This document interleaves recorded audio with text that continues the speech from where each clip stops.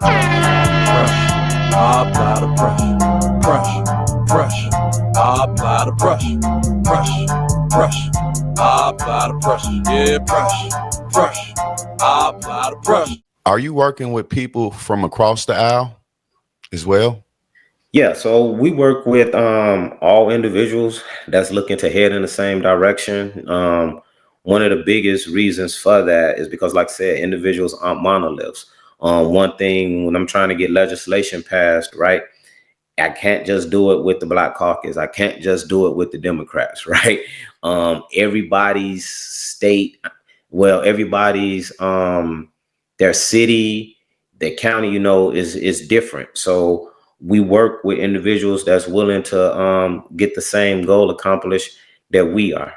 The reason that I asked you that is because it's a movement, it's a push in Chicago right now, headed by a very beautiful Black woman, and it's called Chicago Flips Red. Do you Chicago know of Flip that? Red. No, I don't know a lot about it. What I'm going to do is educate myself on it. But if it's something that like I don't know anything about that movement, but what particularly are they doing? Because maybe I could speak to that. I think that they're trying to work with Republicans, saying that the Democrats failed the Black community. That's the main And thing you can they're stop saying. That right there. I'll say this. The Democrats have failed the Black community. I think that they take the Black community for granted. They come into the Black community when they need to vote. The for the amount could no individual become president without the Black community. Could no individual get into office without the Black community. But the Black community gets nothing for their vote, right?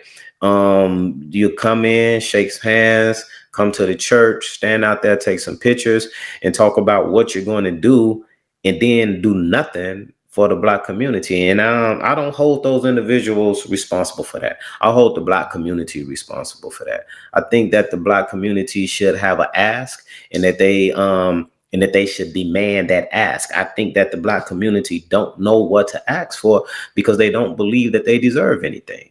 It's like never having.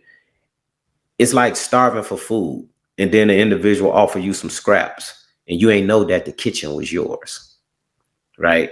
You never had an opportunity to even think about what it is you really should have. You're just saying, you know what? I hope I get something.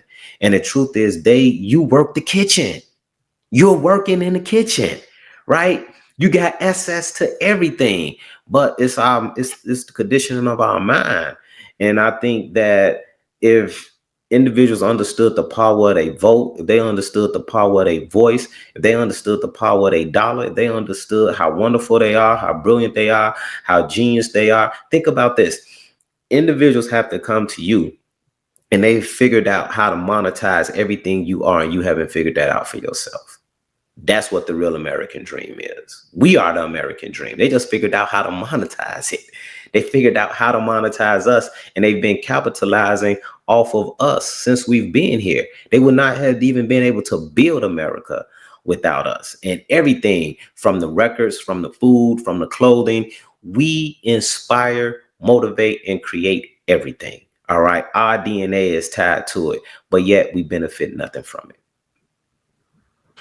All right, so I assume that you are a liberal Democrat, but when you spoke a little bit earlier, it almost seems like you're conservative. And that's what I think we need. I think we need somebody else to balance it out, right? Now, if we have a Black conservative actually get up there and say it is racism in America, I think he would do very well in the Black community.